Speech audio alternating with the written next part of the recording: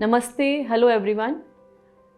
मैं हूँ Sonal Goyal, IAS officer 2008 batch, cadre Tripura, और मेरा फ़िलहाल current posting as resident commissioner Tripura Bhavan, government of Tripura at new Delhi है। ऑफिसर्स ऑन ड्यूटी पे मेरा ये पहला इंटरेक्शन है and I am really happy to be here. और आप सबके साथ मैं अपनी जर्नी, कैसे मैंने सिविल सर्विसेज के बारे में सोचा, कैसे तैयारी करी, और आज जो मैं यहाँ लगभग 14 साल का मेरा कार्यकाल हुआ है एज सिविल सर्वेंट, उसके बारे में मैं अपने एक्सपीरियंसेस शेयर करूँगी। मैं नेटिव प्लेस हमारा हरियाणा है, पानीपत डिस्ट्रिक्ट हरियाणा से बिलोंग करते हैं, और मेरे फादर चार्टेड अकाउंटेंट हैं। प्राइमरीली एक बिज़नेस क्लास बेस्ड फैमिली है, और मेरे फादर ने अपनी लाइफ में बहुत स्ट्रगल किया और उन्होंने सोचा कि एजुकेशन को अर्जित करके उन्होंने अपना लाइफ में उन्होंने आगे ना सिर्फ अपने लेवल पे, अपने बलबूते पे अपना इंडिपेंडेंट प्रैक्टिस सेटअप किया as a chartered accountant in Delhi, और उसके साथ साथ अपने फैमिली, अपने बच्चों को और एक्सटेंडेड फैमिली को भी सपोर्ट किया है हमेशा। तो हमारा नेटिव प्लेस पानीपत डिस्ट्रिक्ट है हरियाणा, लेकिन मेरा बर्थ है दिल्ली में हुआ, और मेरी स्कूलिंग, एजुकेशन, हायर एजुकेशन, सारी ही मेरी जो क्वालिफ़िकेशंस हैं दिल्ली में रह के ही मैंने उसको प्राप्त किया है। अगर मैं बात करूं अपने स्कूल डेज़ की, तो क्लास 5th तक रविंद्रा पब्लिक स्कूल पीतमपुरा में वहाँ पे मेरी पढ़ाई हुई। और फ्रैंकली मैं बहुत ज़्यादा स्टूडियस चाइल्ड नहीं थी उस टाइम तक। हाँ, एक एवरेज स्टूडेंट के रूप में कह सकते हैं कि जो खेल में भी थी आगे और पढ़ाई में भी ठीक ठाक थी, and as an average student I was able to balance out the things. हमारा स्कूल फिर, क्योंकि हमारा घर शिफ्ट हुआ और हमने अपना रेजिडेंस चेंज किया, तो उसके बाद मेरा एडमिशन हुआ डीएवी पब्लिक स्कूल पुष्पांजलि एंक्लेव पीतमपुरा। 6th क्लास में, क्योंकि एक नया एनवायरनमेंट रहा स्कूल में, वहाँ के टीचर्स का पढ़ाने का तरीका, और वहाँ एक थोड़ा टाइम मुझे लगा एडजस्ट होने के लिए। लेकिन हुआ ये कि ये जो क्लास 6 में मेरा जो स्कोर आया वो थोड़ा लोअर लेवल पे आया है, और लोअर लेवल पे आया, और ऐसा भी हुआ कि 2 सब्जेक्ट में I just got passing marks, कि मतलब मेरे जो है कि I just qualified to clear the examination so that I could be admitted in class 7। तो ये एक तरीके का मेरे लिए एक खुद के लिए एक शॉकर था, क्योंकि मैं इवन तो एवरेज स्टूडेंट थी, बट कभी ऐसा नहीं हुआ कि ग्रेस मार्क्स पे ही मैं पास हो रही हूँ, ऐसा कभी नहीं हुआ। तो मैंने अंदर से मुझे बहुत बुरा भी लगा, और मुझे ये भी एक एहसास उस टाइम पे था कि किस तरीके से पेरेंट्स, मेरे माता पिता, my father and my mother, किस तरीके से अपनी सिचुएशन से लड़ते हुए वो हमें सपोर्ट कर रहे हैं, एजुकेशन को सपोर्ट कर रहे हैं। मैं बताना चाहूँगी कि मेरी एक एल्डर सिस्टर है और मेरा एक छोटा भाई, यंगर ब्रदर है। तो उस टाइम में मुझे लगा कि जब पापा मम्मी इतना हमारे लिए कर रहे हैं, सब अपनी इंडिपेंडेंटली वो प्रैक्टिस ऑफिस सेटअप करने के बाद हमको तीनों बच्चों को पढ़ाना लिखाना इतना इजी नहीं होता, और कभी उन्होंने बेटा और बेटी में फ़र्क नहीं किया। We were all 3 siblings, we were going in the same school. तो मैंने ये अपने आप से कमिटमेंट करी कि मेरी तरफ से कभी भी मेरे पेरेंट्स को पढ़ाई को लेके कोई चिंता नहीं होनी चाहिए, इन द सेंस कि उनको ये वरी नहीं रहनी चाहिए कि ये बच्ची आगे लाइफ में क्या करेगी, अगर ये नहीं पढ़ेगी तो ये अच्छी सेटल नहीं हो पाएगी। तो क्लास 7 से फ्रेंड्स मैंने अपना पढ़ने का थोड़ा तरीका बदला, और specially I would like to mention कि मेरी टीचर्स, जो स्कूल में जो टीचर्स थे डीएवी पब्लिक स्कूल में, उन्होंने मेरे को बहुत सपोर्ट किया।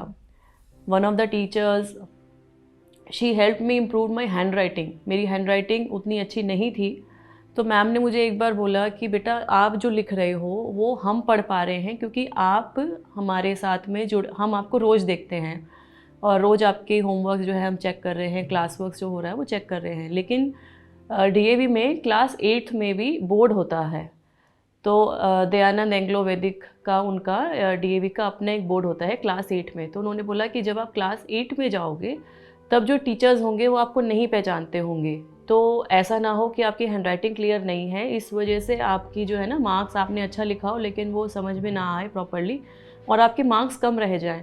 तो मुझे भी ये बात बहुत जेन्युइन लगी कि मुझे इम्प्रूव करना चाहिए। तो मेरी एक टीचर थी, उन्होंने मुझे 2 महीने, हमारा जो समर ब्रेक होता है उसमें शी सजेस्टेड कि आप प्रैक्टिस करो, कर्सिव राइटिंग की प्रैक्टिस करो और उसको जो है फिर स्पीड में लिखना शुरू करो, बिकॉज एग्जामिनेशन में तो आपको 3 घंटे का पेपर जो होता है या 1 घंटे का पेपर होता है उसमें आपको स्पीड में लिखना होता है, जो साफ लिखना है।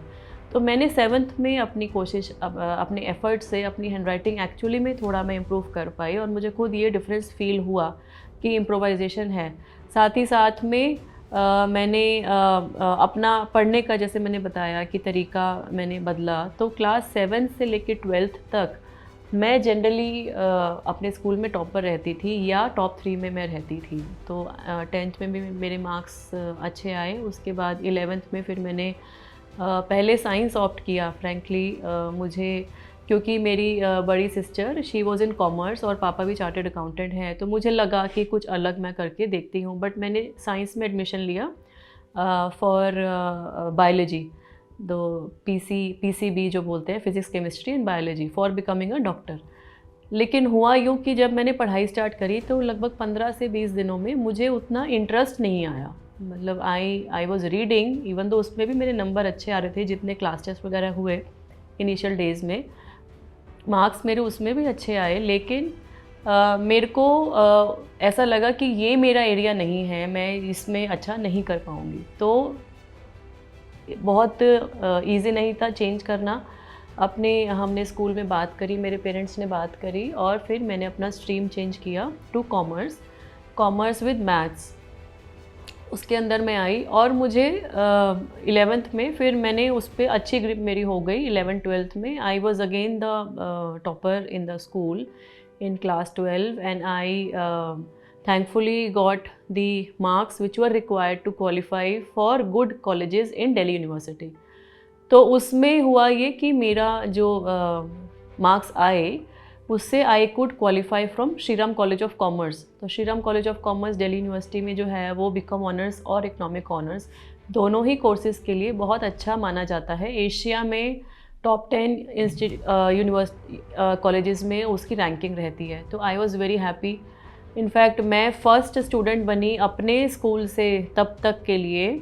सो I am talking way back for 2000 में जो मेरा 12th का रिज़ल्ट आया 2000 में, उसमें मैंने SRCC में एडमिशन लिया and I became the first student to get admission into Shriram college of commerce in Delhi university.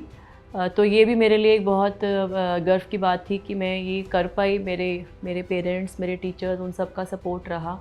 और उसके बाद फिर मैंने साथ में CS जो कंपनी सेक्रेटरी का कोर्स है उसकी एनरोलमेंट कराई और उसकी पढ़ाई शुरू करी।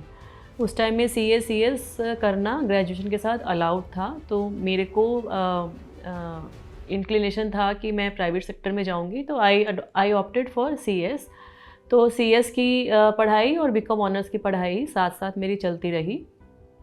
तो मैंने 2 स्टेजेस जो हैं कंपनी सेक्रेटरी के कोर्स की, उसमें 3 स्टेजेस होती हैं लाइक चार्टर्ड अकाउंटेंसी। तो मेरी जो इंटरमीडिएट स्टेज थी वो हो गई थी और मैं कॉलेज के 3rd ईयर में थी, ग्रेजुएशन में। 2003 की बात है जब मैंने ये सिविल सर्विसेज के बारे में कहीं किसी मैगज़ीन में पढ़ा। तो फ्रेंड्स फ्रैंकली तब तक मेरे माइंड में बिल्कुल भी इंक्लिनेशन नहीं था कि मुझे सिविल सर्विसेज में जाना है, क्योंकि हमारी फैमिली में कोई आज तक किसी ने सोचा नहीं था, कोई उसमें अटेम्प्ट ही नहीं किया था जाना। तो मैंने पढ़ा, फिर मुझे इतना एक्सपोजर नहीं था क्योंकि मैं जैसे दिल्ली में और हमारे दिल्ली, हरियाणा, NCR में हमारी पूरी फैमिली बेस रहा है। तो हाँ, हमारी बिज़नेस क्लास फैमिली है, तो उतना ज़्यादा जो है इंटरेक्शन ब्यूरोक्रेसी के साथ नहीं था किसी का भी। फ्रैंकली अगर होगा भी तो वो बड़े लोगों का होगा। हमने अपनी डेली लाइफ में कभी एडमिनिस्ट्रेटिव रोल क्या रहता है सिविल सर्वेंट का, वो उसके बारे में मुझे उतना ओरिएंटेशन नहीं था।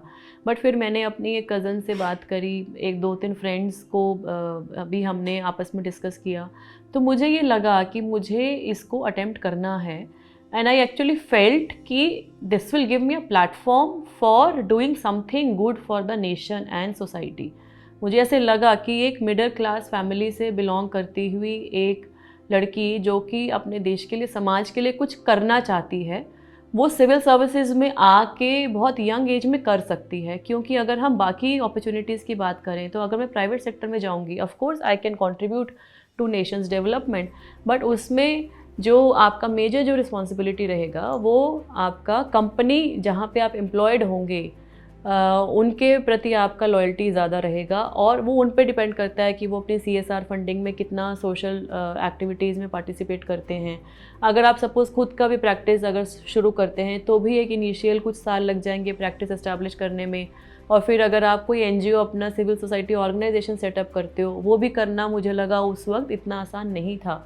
तो ये सब सोचते हुए मैंने एक्चुअली, मेरे मन में आया कि मुझे ये देना है। बट जब मैंने ये बात अपने घर पे डिस्कस करी तो फ्रेंड्स फ्रैंकली उतना पॉजिटिव रिस्पांस नहीं था। In fact there were lot of apprehensions and oppositions, और मेरे फादर को माइंड में वो सारे ख्याल आए जो कि बहुत जेन्युइनली वैलिड पॉइंट्स थे। कि सबसे पहली बात कि लैक्स ऑफ कैंडिडेट्स जो हैं वो अपेयर करते हैं सिविल सर्विसेज एग्ज़ाम में, सिलेक्शन फ्यू हंड्रेड्स में होता है, और इवन सिलेक्शन के बाद आपको कौन सी सर्विस मिलेगी और कौन सी सर्विस के बाद आपका काडर क्या होगा।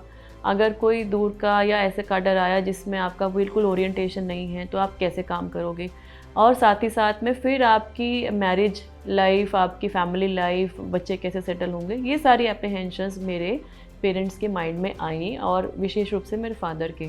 But and then they initially did not allow, but then I had a continuous dialogue, और एक पॉइंट तो ऐसे भी आया था कि बातचीत ही बहुत कम हो गई थी, वो गुस्सा थे मेरे से। बट फिर मैंने धीरे धीरे कोशिश करी, तो लगभग 5 से 6 महीने लगे मुझे इस बात को उनको कन्विंस करने के लिए कि पापा मम्मी मुझे एक बार देना है। तो when there was this continuous dialogue, फिर मेरे फादर ने बोला अच्छा ठीक है, अगर आपको देना है तो आपका लाइफ में एक बैकअप प्लान होना चाहिए। तो बैकअप प्लान का मीन्स है कि प्लान भी होना चाहिए कि अगर आपका सिविल सर्विसेज में सिलेक्शन नहीं होता है तो आप क्या करोगे। क्योंकि उनका मानना हमेशा से ये रहा कि चाहे बेटी हो चाहे बेटा हो, वो फाइनेंशियली इंडिपेंडेंट होने बहुत ज़्यादा ज़रूरी हैं। आपकी हर डिफ़िकल्ट टाइम में अगर आप अर्निंग हैं, खुद सेल्फ अर्न कर रहे हैं, चाहे कम करें, लेकिन अगर कुछ भी आप अर्न कर रहे हैं तो it will automatically empower you to take decisions in life. So that is very important. तो ये 2003 में जब ये सब डिसाइड हुआ तो फिर मैंने उनकी बात मानी। मैंने फिर अपना 2004 में CS कंप्लीट किया। उस सेम ईयर में मैंने LLB का एंट्रेंस दिया। I got selected in the LLB from Delhi university, वहाँ एडमिशन लिया। It was a regular course, मुझे ऑलमोस्ट हर रोज़ मुझे क्लासेस के लिए जाना पड़ रहा था। और साथ ही साथ में मैंने अपना CS का, क्योंकि मेरा CS कंप्लीट हो गया था, मैंने उसका पार्ट टाइम जॉब शुरू किया। क्योंकि मुझे लगा कि अब क्योंकि मैं प्रोफेशनली क्वालिफाइड हो गई, ग्रेजुएट हो गई और CS भी मैं हो गई हूँ, तो मुझे कुछ एक्सपीरियंस भी लेना चाहिए और साथ ही साथ कुछ अर्न भी करना चाहिए, so that I should also finance my studies to at least an extent if not fully। तो वो जॉब मैंने ज्वाइन किया, और मेरा जो मेन फोकस था लाइफ में उस टाइम पे सिविल सर्विसेज की तैयारी वो मैंने स्टार्ट करी। तो प्रिसाइजली इट वाज ड्यूरिंग से मिडल ऑफ दी 2004, जुलाई अगस्त में अगर हम मान लें, तब से मैंने ये सिविल सर्विसेज की तैयारी शुरू करी।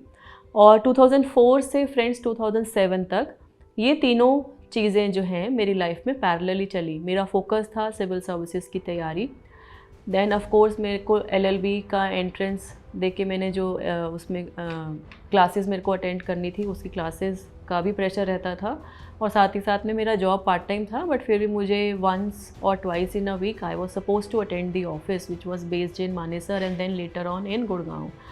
तो ये सब चीज़ें मैंने बैलेंस करने की कोशिश करी। बहुत टफ़ था, ईजी नहीं था, time management. And then I did not take coaching for all subjects. कुछ सब्जेक्ट, क्योंकि मुझे कोचिंग में बहुत ज़्यादा आदत नहीं थी शुरू से पढ़ने में, मैंने 12th तक कोचिंग नहीं ली। कॉलेज में भी हमें उतना कोचिंग का ज़रूरत नहीं पड़ा, क्योंकि श्रीराम कॉलेज में जो प्रोफेसर्स हैं, जो लेक्चरर्स हैं, उन्हीं की बुक्स हैं जो कॉमर्स के बच्चे पढ़ते हैं। तो हमें उन्हीं की क्लासेस जब कॉलेज में ही अवेलेबल थी, तो I did not take any coaching पर से for the college purpose also. सो मुझे उतना आदत नहीं था। बट सिविल सर्विसेज के बारे में, जैसे स्पेशली GS की पढ़ाई, क्योंकि मेरा ओरिएंटेशन नहीं था और मैं क्योंकि कॉमर्स बैकग्राउंड से थी, तो I was not updated with the facts of history, polity, geography, international relations. तो I had to take some coaching in parts, और उसमें भी टाइम ऑफ कोर्स जाता है, और फिर आपका ट्रैवल टाइम भी जाता है, और फिर आपको खुद भी पढ़ना है। तो ये बहुत स्ट्रगल वाला पीरियड रहा मेरा।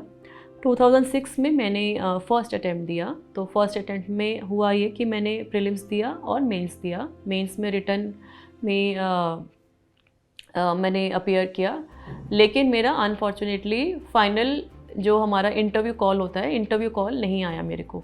तो of course I was very much disappointed, demotivated. एक बार तो समझ नहीं आया कि अब क्या करना है क्या नहीं, बट फिर 3-4 दिन का समय मैंने लिया और ये सोचा कि अभी गिव अप करना तो नहीं ठीक है, क्योंकि ये एग्ज़ाम ऐसा है कि you are not sure firstly for the selection, और सेकेंडली ये भी है कि मुझे कुछ अंदर से रियलाइज़ हुआ कि मेंस में मेरी कमियां क्या रहीं, और मुझे ऐसा लगा कि मैं इनको इम्प्रूव कर सकती हूँ, क्योंकि mains is totally theoretical and it is totally subjective, और आपकी आंसर राइटिंग जो है उस पर डिपेंड करता है कि आपका स्कोर क्या होगा।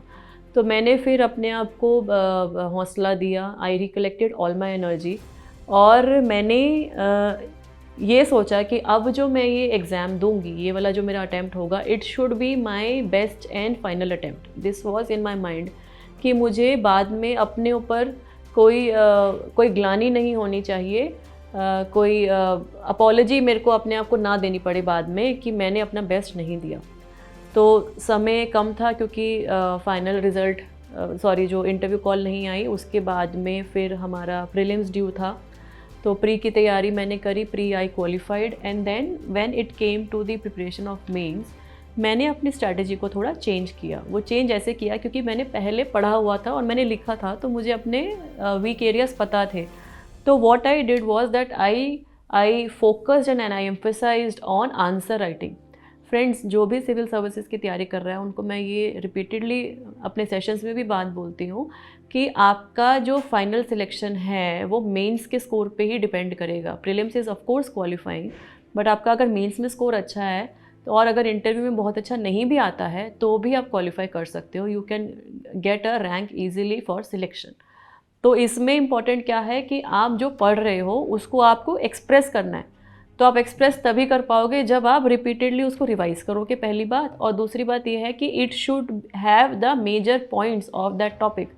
उसके लिए जो है आंसर राइटिंग बहुत ज़्यादा ज़रूरी है, and answer writing for all papers including the essay paper. Essay paper भी अभी इस बार जो अभी मेंस एग्जामिनेशन हुए हैं जनवरी में, उसका एस्से पेपर सोशल मीडिया पे काफ़ी वायरल हुआ, and the topics were quite philosophical. I must admit कि वो उनका पैटर्न हर बार वो चेंज करते हैं, बट आप कम से कम लास्ट के 2 या 3 साल के क्वेश्चन पेपर्स को देख के you can definitely practice how you should write, and आपके थॉट्स जो हैं उसको पेपर पे कैसे लिखना है, स्ट्रक्चरिंग और हाईलाइटिंग, ये सब जो है ये सब इम्पॉर्टेंट है। तो मैंने अपने सेकेंड अटैम्प्ट में इस पे ध्यान दिया, और फ्रैंकली मेरा जब मैंने मेंस एग्जामिनेशन लिखा, मुझे ये कॉन्फिडेंस तो आया था कि इस बार मेरा बहुत अच्छा गया है, इंटरव्यू कॉल तो आना चाहिए। मैं फ्रैंकली ये बात एग्जैजरेट नहीं कर रही हूँ, बट आई फेल्ट कि I have done my best,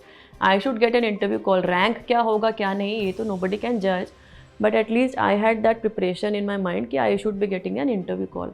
तो then I started preparing for interview, and meanwhile mains का रिज़ल्ट आया, and I was called for an interview. और इंटरव्यू जब मेरा आया रोल, मतलब when I got to know the schedule, तो it was in the early days, और centre मेरा था यूपीएससी जो शाहजहाँ रोड पे मेन ऑफिस है, वहीं पे मेरा कमीशन में ऑफिस में ही मेरा इंटरव्यू था। तो जब मैं वहाँ गई तो उस टाइम में चेयरमैन सर थे डीपी अग्रवाल जी। तो डीपी अग्रवाल जी का बोर्ड में मेरा स्लॉट आया कि आई हैड टू अपीयर। तो मैं फ्रैंकली बता रही हूँ कि उस टाइम में ही was considered to be one of the toughest person for the interview purpose. तो जनरली क्या होता था कि कैंडिडेट्स पहले ही अगर डीपी अग्रवाल सर का अगर बोर्ड है सुन लेते थे, तो दे यूज टू गेट डिमोटिवेटेड कि अब तो बहुत ज़्यादा आएंगे ही नहीं मार्क्स।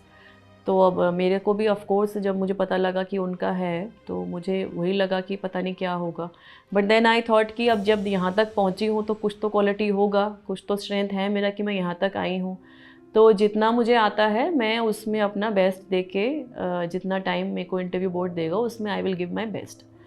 तो मेरा इंटरव्यू के लिए जब मेरा नंबर आया तो वहाँ पे जब मैंने एंटर किया तो बहुत ही एक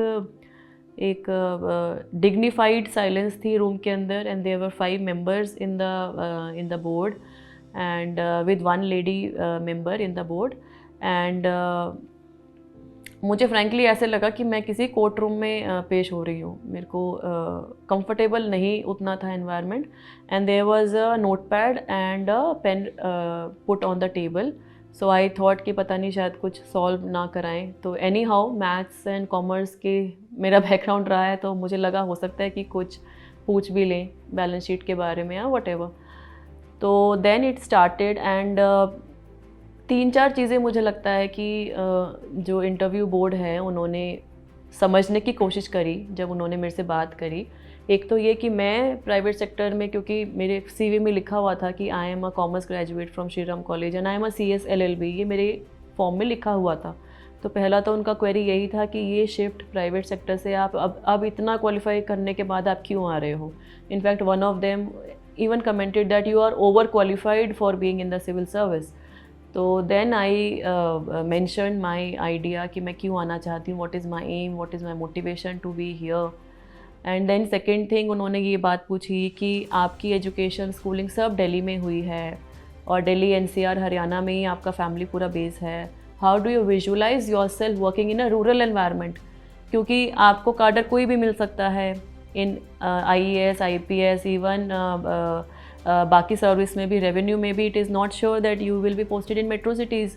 तो मैंने उनको पोलाइटली यही जवाब दिया कि sir and ma'am, I fully acknowledge this fact and because of the reason that I want to do something for my nation and society I have chosen to be part of the civil services. So ये जो challenges जो आएंगे life में, इनको मुझे पता है कि चैलेंजेस फेस करने पड़ेंगे, लेकिन फिर भी मुझे खुशी इस बात की होगी कि मैं अपने देश के लिए और लोगों के लिए कुछ कर पाई। And that is the reason I am shifting from the corporate sector to the government, to the civil services. तो उनको थोड़ा लगा, they were quite convinced, I could guess. And then there were few questions on Indian polity and मेरी hobbies के बारे में उन्होंने पूछा। इनोवेटिव कुकिंग मैंने अपना एक हॉबी लिखा हुआ था, तो उन्होंने बोला कि आपने कुकिंग नहीं, इनोवेटिव कुकिंग क्यों लिखा है। तो मैंने बोला उनको कि सर मुझे लगता है कि कुकिंग तो एक पैशन है। सो मैंने इनोवेटिव उसको इसलिए लिखा क्योंकि मैं घर में कोशिश करती हूँ कि without having much ingredients from the market, जो घर में सामान अवेलेबल है, अगर कुछ लेफ़्ट ओवर भी है कि सुबह नाश्ता बनाया और दिन में अगर सेम खाना नहीं खाने का मन है तो उसको कैसे हम चेंज कर सकते हैं। सो वो सब मैंने उनको फिर अपने 2-3 डिशेस के बारे में बताया and they all felt amused कि हाँ, मतलब कि अपनी पढ़ाई के साथ साथ ये भी कर रही हैं। सिंगिंग वो has been one of my hobby, dance, music, तो ये सब के बारे में डिस्कस हुआ। एंड देन फाइनली उन्होंने, I think towards the end, they asked me the question कि व्हाट इज़ वन थिंग जो आप चेंज करना चाहोगे सिस्टम में। तो मैंने उनको बड़ी पोलाइटली फ्रैंकली बोला कि सर आई डोंट थिंक कि at this moment I can judge the one thing which I would like to change in the system.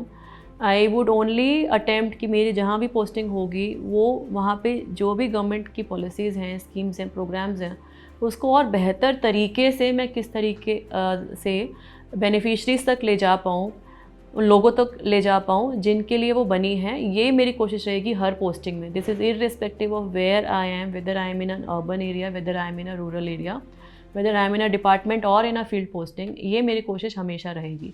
तो इस तरीके से my interview went on for like 35 odd minutes and करने के बाद मुझे लगा कि रीज़नेबली वेल गया है। बहुत अच्छा तो नहीं मैं रेट करती, but it was an average kind of an interview. So उसके बाद में फिर थोड़ा ब्रेक भी इंसान लेता है कि अभी इंटरव्यू किया है तो 1 वीक 10 डेज़ का break. And then you also think कि आपकी अब आगे क्या करना है, क्योंकि अगर इंटरव्यू में अगर आपका सिलेक्शन हो जाता है then you are finally selected in the list, but अगर नहीं होगा तो क्या आपको थर्ड अटैम्प्ट देना है नहीं देना है। तो I was actually very much confused and मेरा जॉब भी चल रहा था, LLB हो चुका था मेरा, and I shifted my job meanwhile. जब मेरा सेकेंड अटैम्प्ट में जब दे रही थी उस टाइम में मैंने अपना जॉब चेंज किया, एंड अब जो मेरा जॉब प्रोफाइल था वो थोड़ा मोर डिमांडिंग था as a CS। So this was more demanding. I was required to travel more frequently to my office.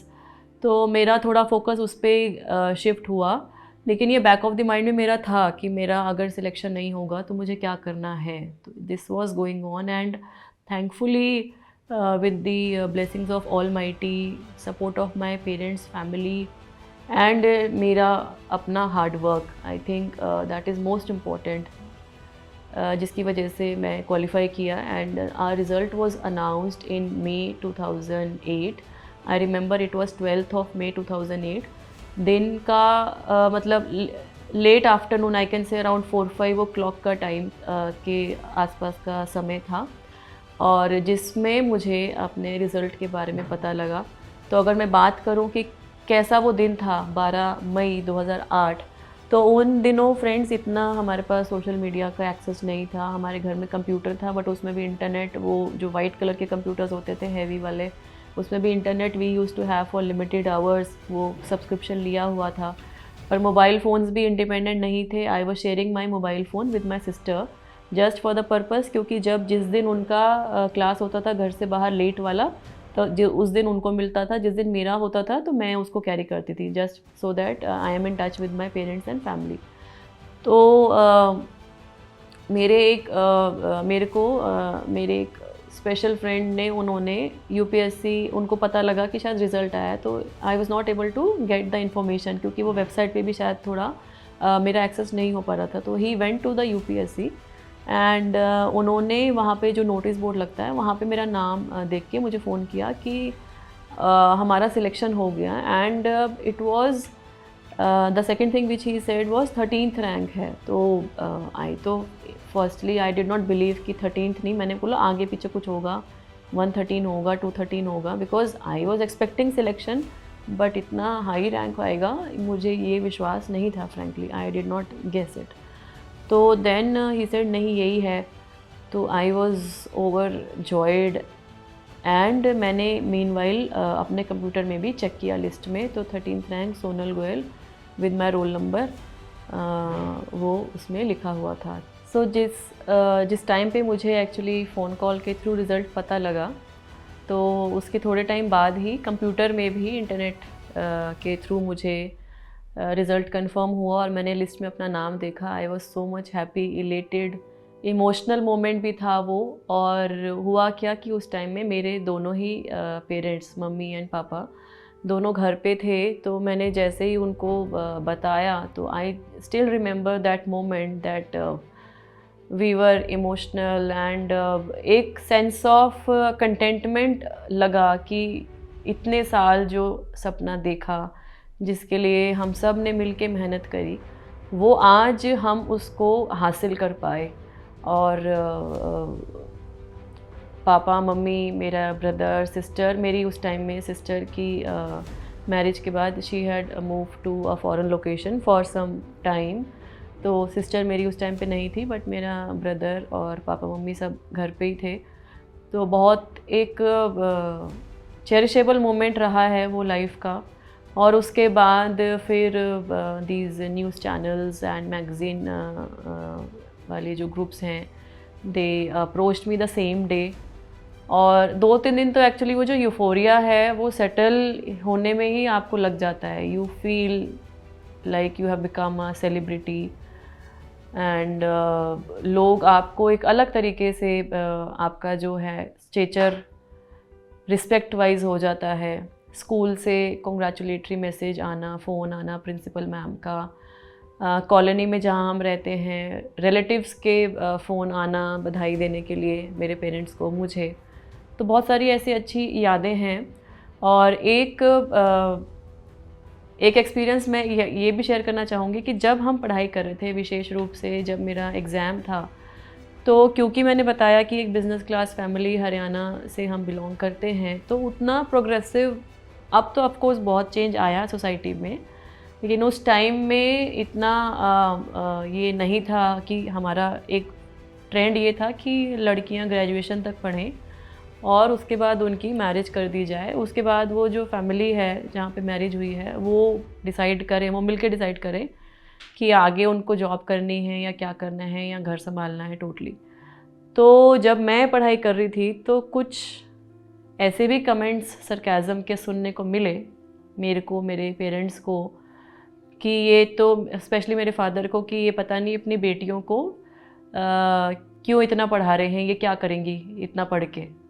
तो पापा का ये उनको जवाब रहता था कि एजुकेशन एक ऐसा गिफ्ट है जो हमें हर बच्चे को देना चाहिए, इर्रिस्पेक्टिव कि वो मेल है या फीमेल है।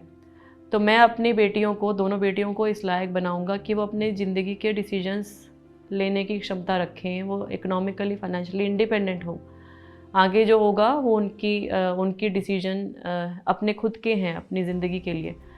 तो ये बातें बहुत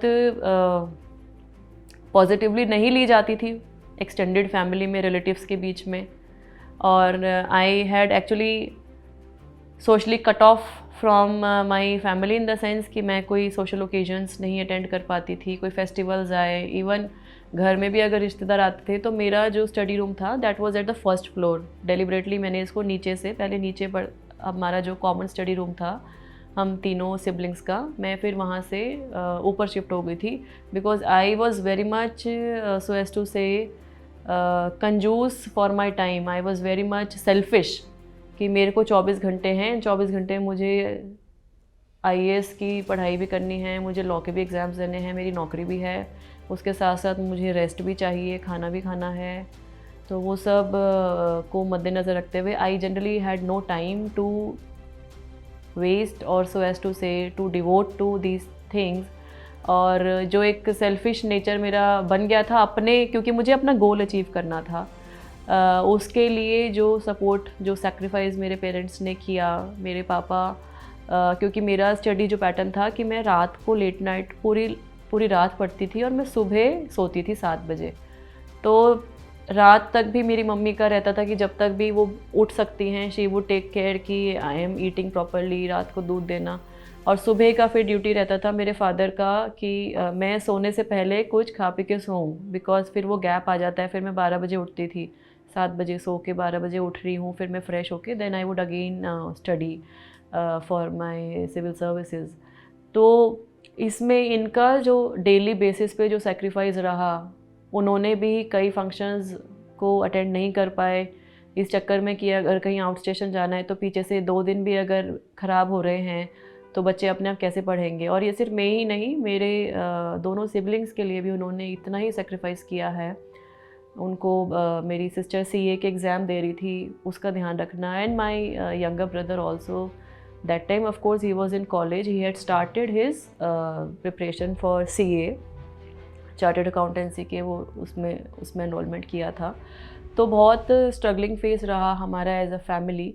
बट आज जो हमने उस टाइम पे मेहनत करी, उस टाइम पे जो हमारा स्ट्रगल रहा, उसका रिज़ल्ट यही है कि कुछ ना कुछ हम लाइफ में बन पाए, तीनों ही बन पाए। और स्पेशली हमारे पेरेंट्स ने जो हमें सपोर्ट किया है उसकी वजह से ही मुझे लगता है कि मैं आज भी यहाँ पे हूँ। तो ये मेरा जो जर्नी मैंने शेयर किया आप लोगों के साथ कि कैसे मैंने सिविल सर्विसेज के बारे में सोचा, तैयारी कैसे की, और मेरा डे ऑफ सिलेक्शन। तो ये बहुत एक मेरी लाइफ में टफ़ पीरियड रहा, बट इसने मुझे चैलेंजेस के साथ साथ एक स्ट्रॉन्गर वर्जन भी बनाया, स्ट्रॉन्गर पर्सन भी बनाया कि चैलेंजेस को कैसे हमें फेस करना है। और इसी को, इस जो स्ट्रेंथ को मैंने डेवलप किया अपनी तैयारी के दौरान, इसको फिर मैंने आगे अपनी लाइफ में जब मेरी पोस्टिंग्स हुई, जब मैं ऑफिसर बन के, जब मैंने अपना काडर ज्वाइन किया, जब मैं डिस्ट्रिक्ट ट्रेनिंग में गई, उसके बाद इंडिपेंडेंट पोस्टिंग्स में गई, तो ये ओवर अ पीरियड मेरी जो पर्सनालिटी में चेंजेस आए हैं, मुझे लगता है ये इसीलिए आए हैं क्योंकि जो चैलेंजेस हैं लाइफ के, जो स्ट्रगल्स हैं आपकी लाइफ में, वो आपको और स्ट्रॉन्ग बनाती हैं एंड दे हेल्प यू री इन्वेंट योर सेल्फ, री discover your strengths and weaknesses, and they enable you to deliver even better, to become a better version. जैसे हम कोट सुनते हैं ना, that you can become a better version of yourself every day.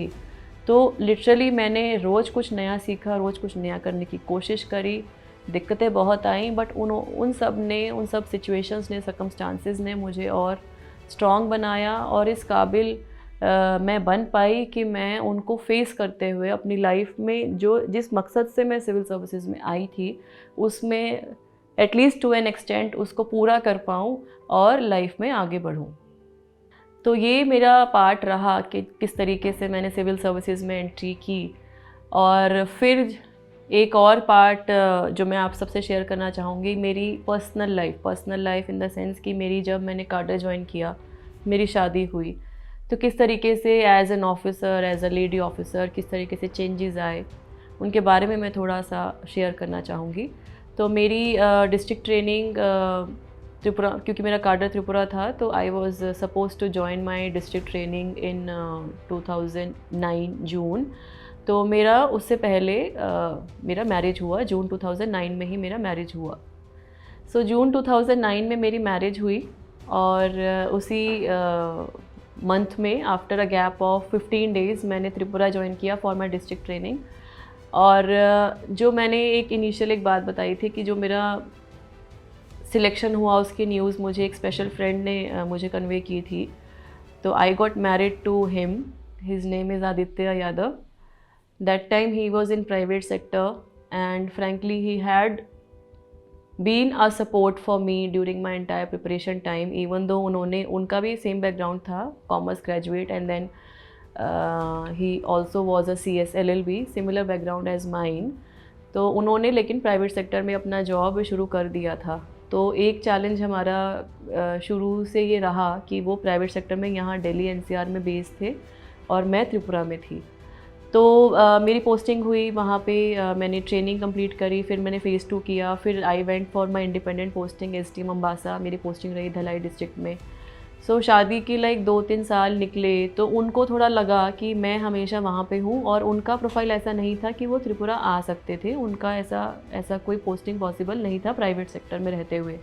तो उन्होंने खुद ये सोचा, उनका ये खुद का मोटिवेशन था, इनर मोटिवेशन था कि वो सिविल सर्विसेज के लिए तैयारी करें, ताकि हम अगर वो गवर्नमेंट सर्विस में आ जाते हैं तो किसी तरह हम साथ में रह पाएँ और फैमिली लाइफ थोड़ी सी सेटल हो जाए। बिकॉज लॉन्ग टर्म में it became very difficult, it seemed very difficult to stay alone for all throughout the life, क्योंकि आगे फैमिली एक्सपेंशन भी होता है। तो it was seemingly very difficult for us. तो then he frankly he started preparing for civil services 2011 में।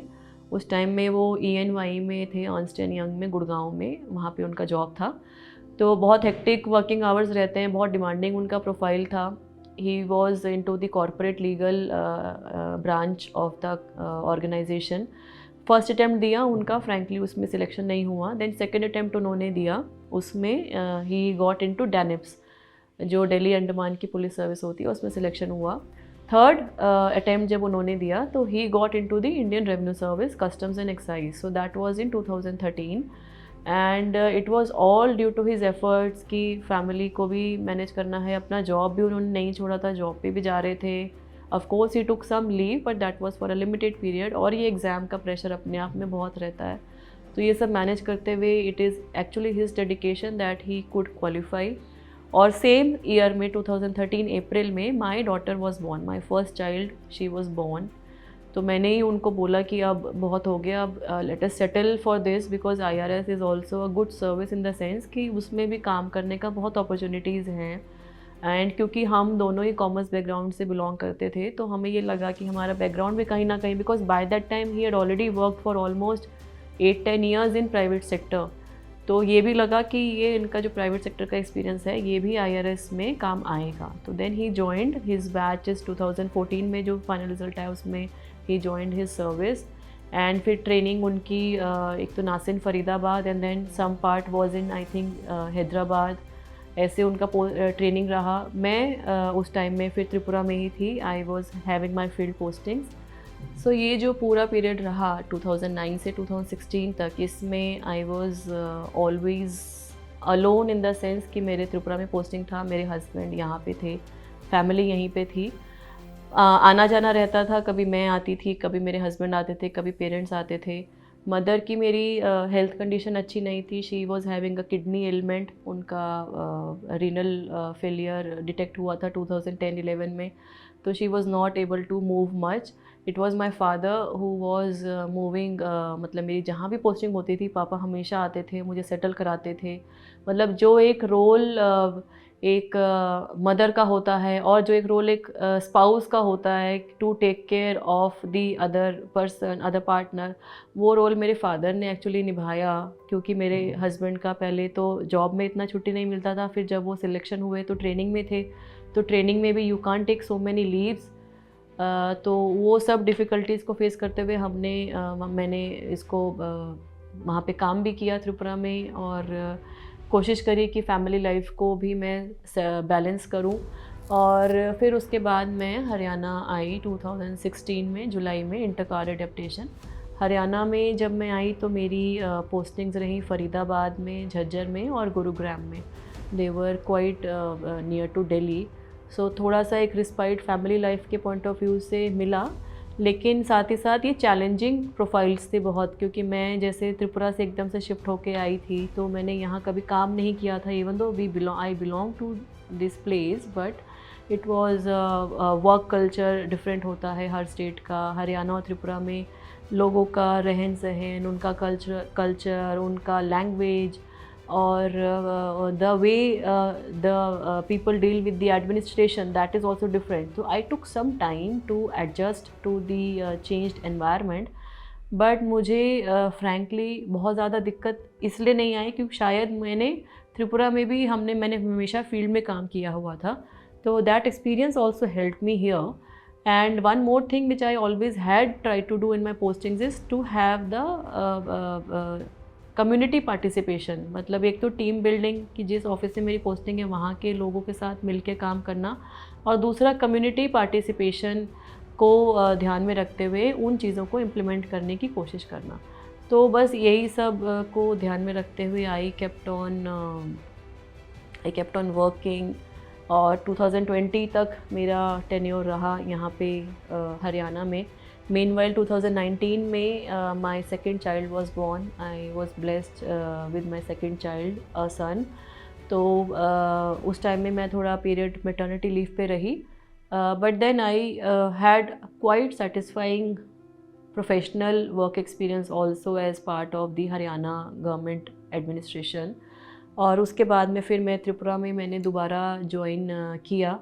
And मेरा जो प्रेजेंट प्रोफाइल है as resident commissioner government of Tripura, it is also very important for the state because we work on behalf of the state government. यहाँ पे monitoring करना schemes का implementation का, plus liaising with the central government for release of funds, कुछ issues हैं उनके साथ coordinate करना, plus protocol, VIP VVIP visits, any state functions to be attended in Delhi, ये सब चीज़ें हैं यहाँ पे रहती हैं। तो ये कुल मिला के जो अगर मैं अपनी जर्नी की बात करूं तो लगभग 14 साल हो गए गवर्नमेंट सेक्टर में, और उससे पहले 3 साल का मेरा प्राइवेट सेक्टर का एक्सपीरियंस रहा। तो ये जो 16-17 साल हैं, मुझे लगता है कि मैं एज एन इंडिविजुअल, मैं एज सोनल गोयल, जो सोनल गोयल 2003-4 में थी और जो सोनल गोयल आज है, मुझे लगता है उसमें बहुत फ़र्क है। From a girl who had never moved and stayed in a hostel to becoming an officer and serving in the remotest part of the country in 2009-10, and then to an officer with an experience of 13-14 years in field and working for the state governments, both Tripura and Haryana.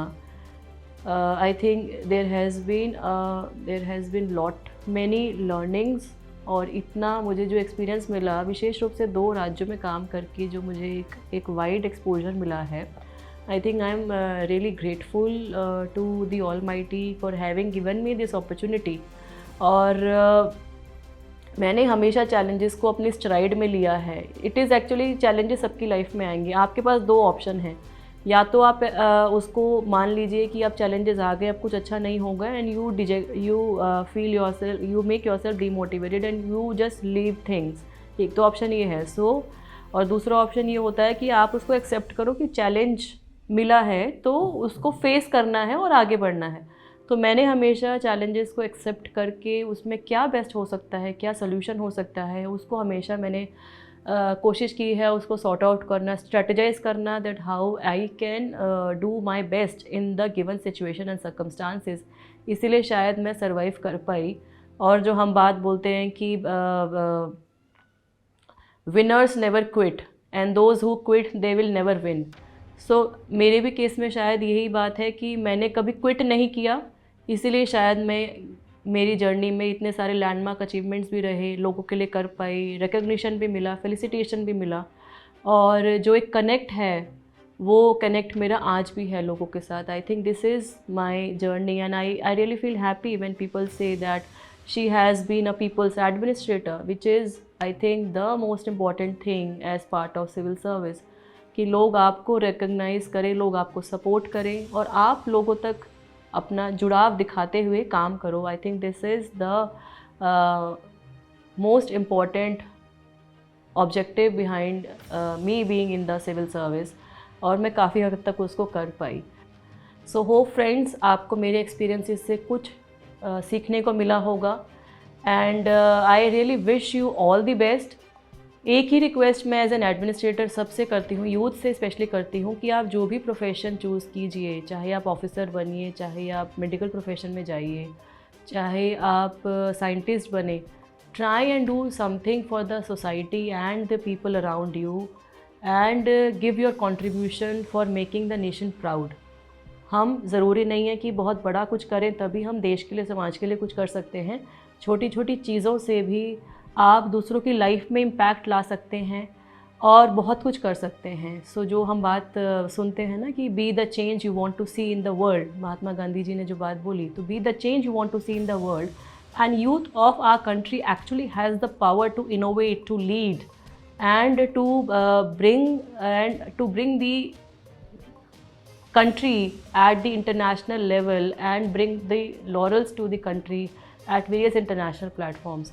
So I hope कि I can see many of you and most of you as part of the Officers on Duty episode sometime in near future, and my best wishes to all of you.